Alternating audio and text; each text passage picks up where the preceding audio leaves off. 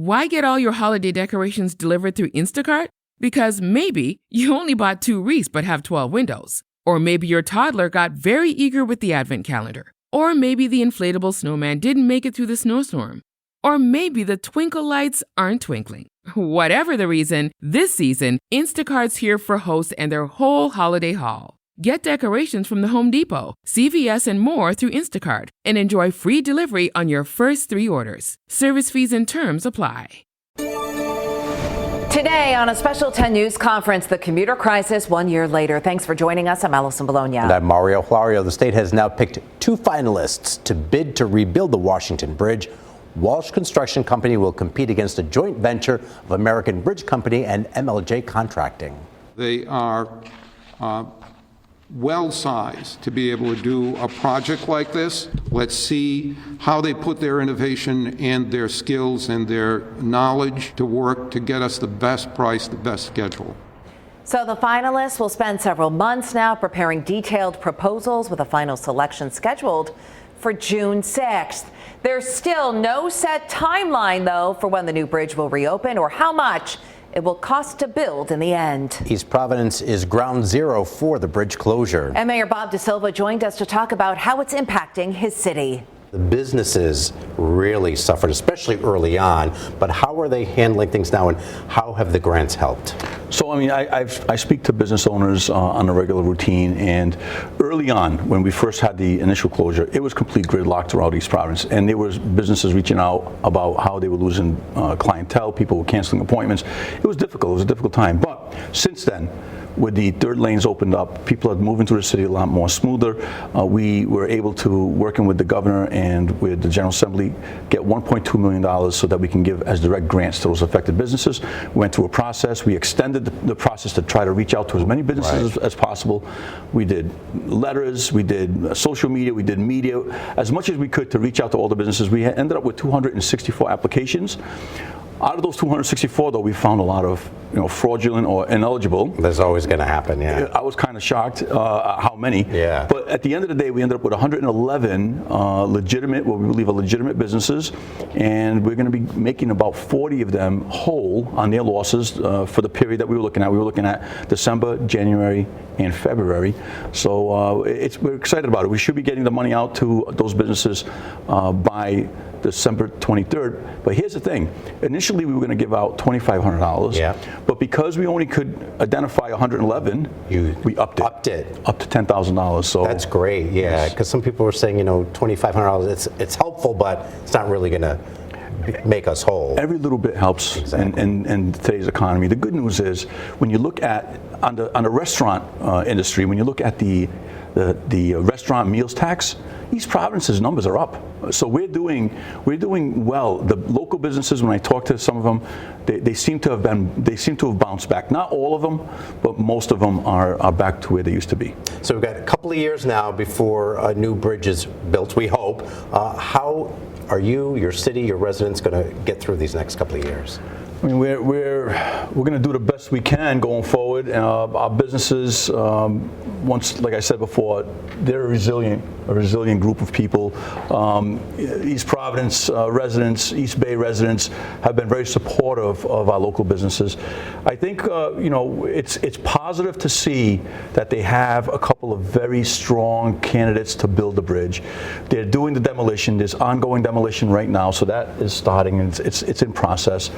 And we feel that, yes, it's going to take time, but if we can keep these 3 lanes open and operational and free of disabled motor vehicles or accidents, we'll be in good shape. Each and every day, are you holding your breath a little bit? I do. A little bit. Confidence is an issue right now, right? I mean, you saw the results of our poll. People are not feeling good about this.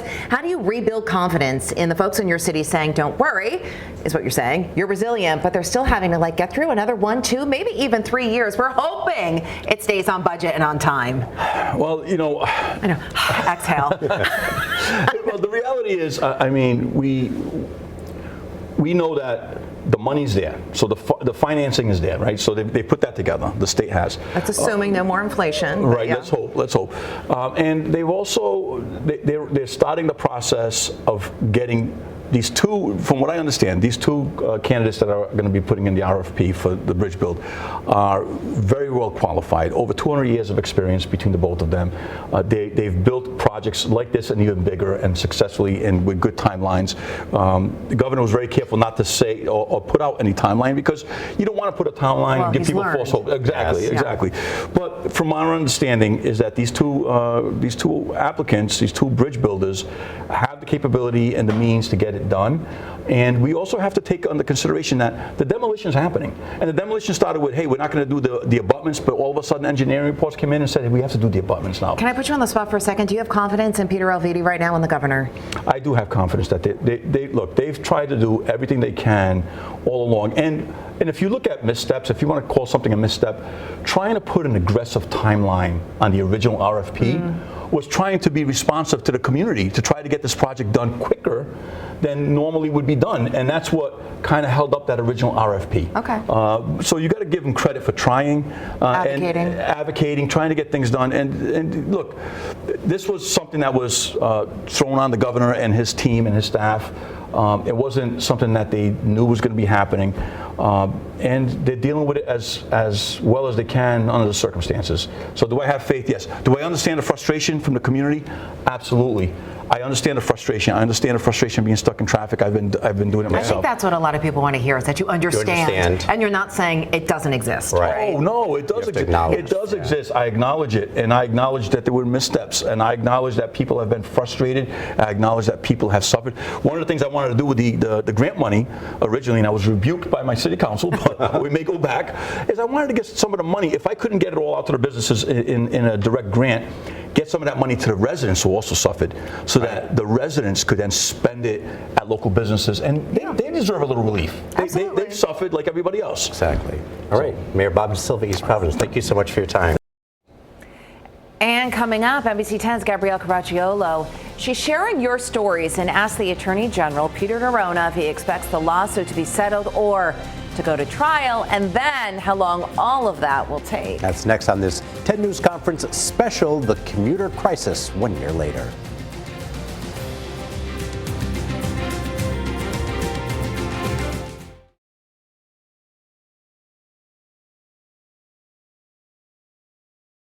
All right, let's be real.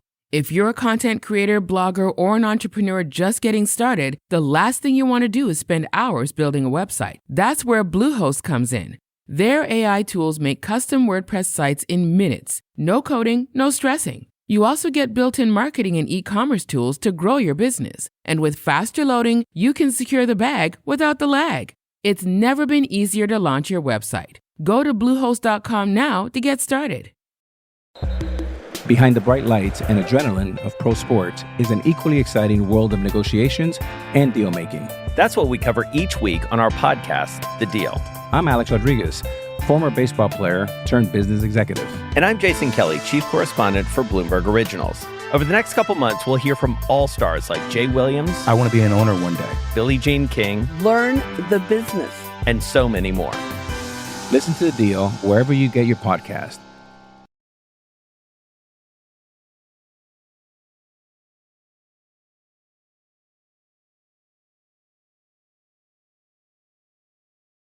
I just thought it would be better by now. A critical highway route shut down 1 year ago. 15-minute trip can be 45 minutes. Demolition of the Washington Bridge is in progress as businesses and residents reel from the impacts. It's going to take longer time, but we're going to make sure that we're getting it right. Now the safety of the eastbound side is in question. We're digging for answers about who's responsible as a lawsuit tries to determine the same. Is there anything you wish you would have done differently? Have you made changes within the Department of Transportation in the year since? This is the commuter crisis 1 year later. Rhode Island is a different state than it was 1 year ago today. The abrupt closure of the westbound Washington Bridge prevented catastrophe. Its ripple effects are just getting started. Good evening, I'm Gabrielle Caracciolo. 90,000 vehicles of Interstate 195 traffic used to drive over the westbound Washington Bridge every day. Now it's being demolished, and the resulting traffic troubles continue to have a widespread impact. We're not getting the relief that we need. LaShawna Taylor Sweeney is one of many frustrated people living in East Providence. I just thought it would be better by now. When the bridge closed a year ago, she couldn't pull out of her own driveway. We can get out now, but it's like you can get out and go wait in the traffic. Living just blocks away, it continues to impact all aspects of her life. I'm rerouting everything I do. No one wants to come and visit me, first of all. No one wants to come into East Route. Still, because they know about the traffic coming in. We're in the shadow of the bridge right here, right? On the Providence side, Narragansett Brewing couldn't get any closer to the problem. It was like almost immediate impact. It's just been such a sore subject for residents, businesses, commuters. Like it's almost everybody in southeastern New England is impacted by this. Their sales have gone back up with time. We've slowly gotten better out of that. We were down pretty significantly at the beginning of the year. Others haven't been so lucky. Several businesses shut their doors. More than 400 people blamed the bridge when filing for unemployment. I'm angry that it got to this point. Why did it have to get this bad? For Deborah Spano, it prompted an early retirement. I just looked around at all the cars and I said, I can't do this. I can't do this every day. Retired life is less stressful, but she still has to navigate the traffic. I've moved my doctors to this side of the bridge. I don't go over to see family on the other side as often because you never know what you're going to get. A year later, the closure is still disrupting commutes, businesses, and more. And it'll continue for the foreseeable future. I wonder if people really understand how it affects the lives of people that live in the East Bay. You know, their time isn't their own anymore. Since the westbound bridge shut down, the number one question you've asked us is the eastbound bridge, this one we're all driving over, safe? If you ask the governor or transportation director, the answer is a simple yes. But our investigations have found it's not that straightforward. Within days of the shutdown, all lanes of 195 traffic were diverted onto the separate, newer eastbound structure. Well, I think it's really hard to know whether the bridge is safe. In April, 2 lanes of travel in each direction turned into 3 narrower lanes.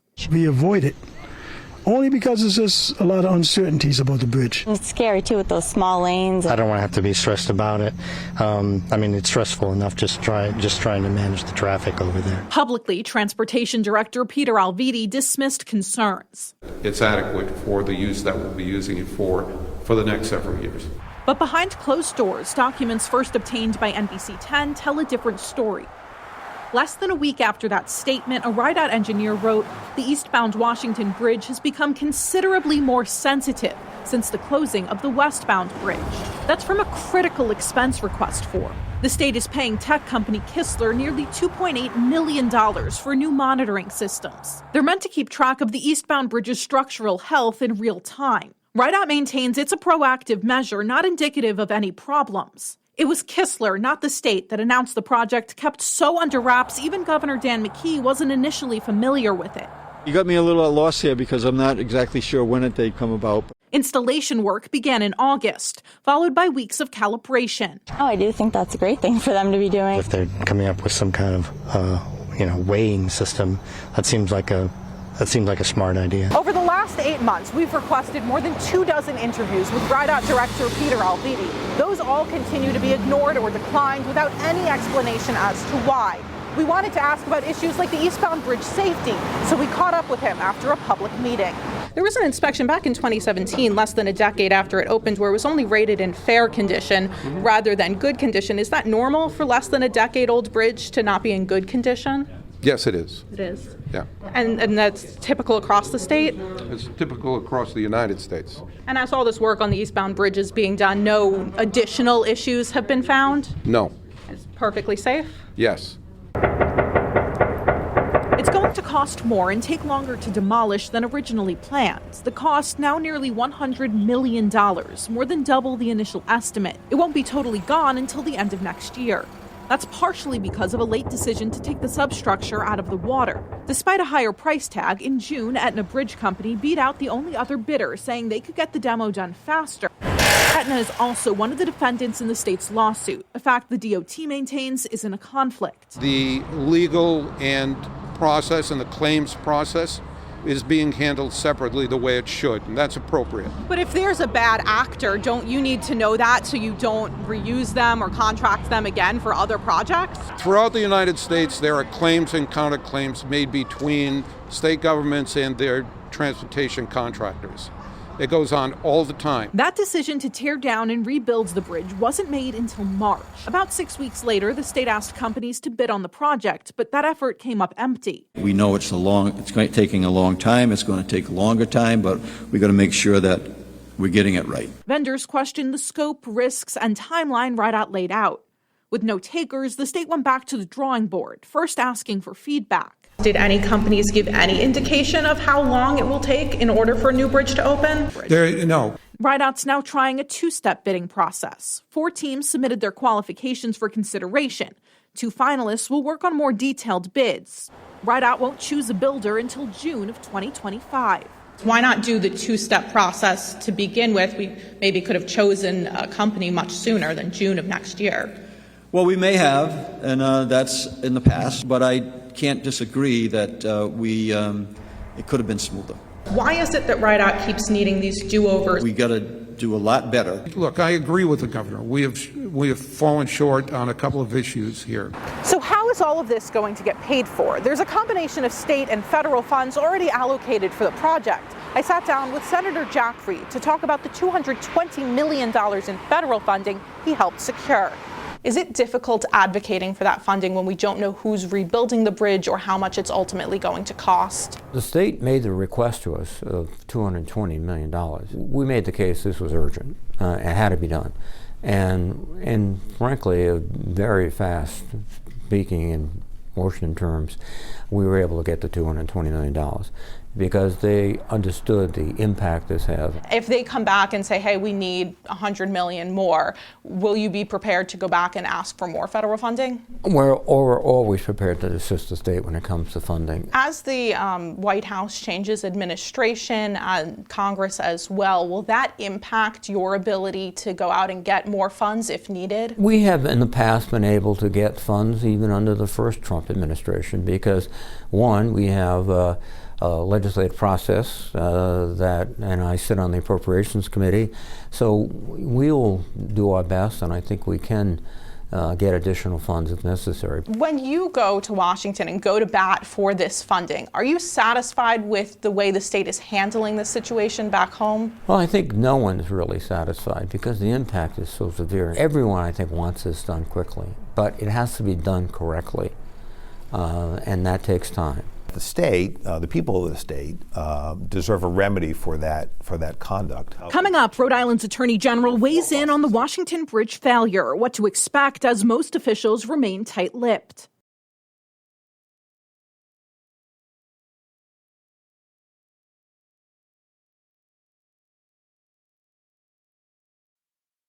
You know that feeling when your favorite brand really gets you?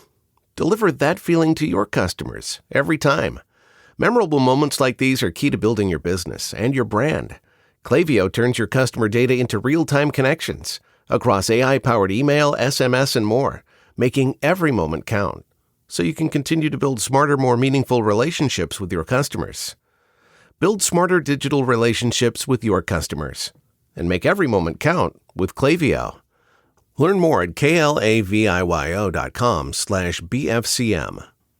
Forget one-size-fits-all diets. With Noom, you get a personalized weight loss plan that's tailored to your lifestyle.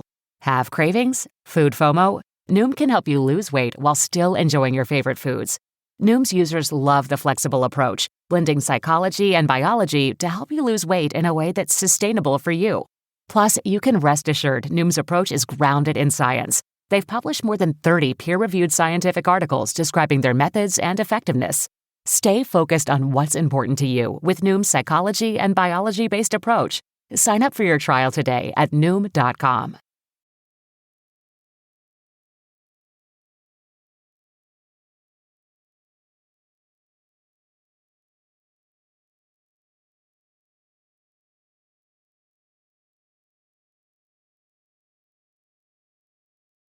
But also accountability and the day of reckoning for those who are responsible for the position that we're in and the position that the people in the state of Rhode Island in.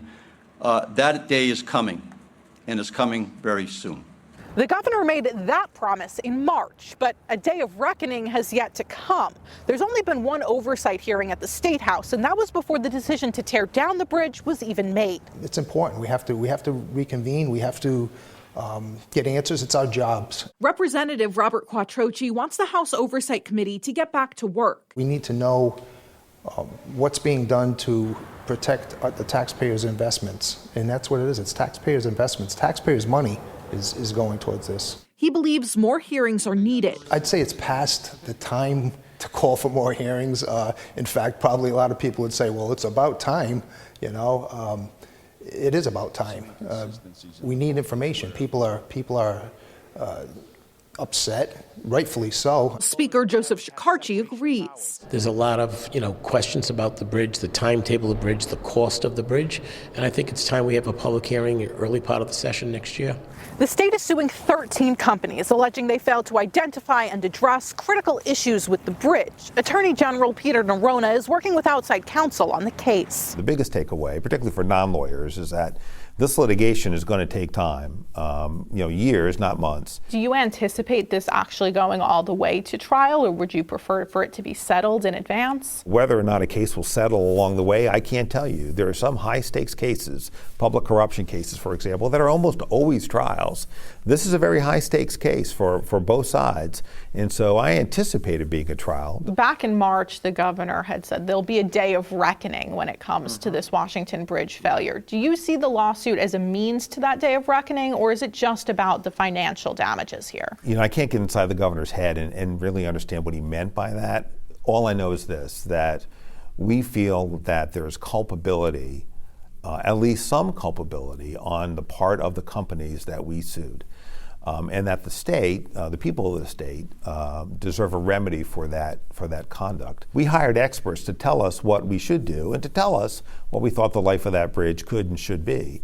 We allege in our complaint that the companies that were charged with that responsibility did not discharge it in a way that they should have, and in the end, hurt the people of the state of Rhode Island. While the companies aren't publicly saying much about the lawsuit, court documents reveal how they're pushing back against those claims. Legally absurd, manufactured allegations, a political blame game, all phrases coming from their filings. They want the lawsuit to be dismissed, saying the state is ultimately responsible for the bridge and they're not to blame. Jacobs Engineering Group says they did their job, giving the bridge a poor inspection rating, adding the state was well aware of the bridge's poor condition for years. A Barletta Aetna legal filing argues the decision on whether to proceed with the rehabilitation in lieu of demolition has always rested with the state.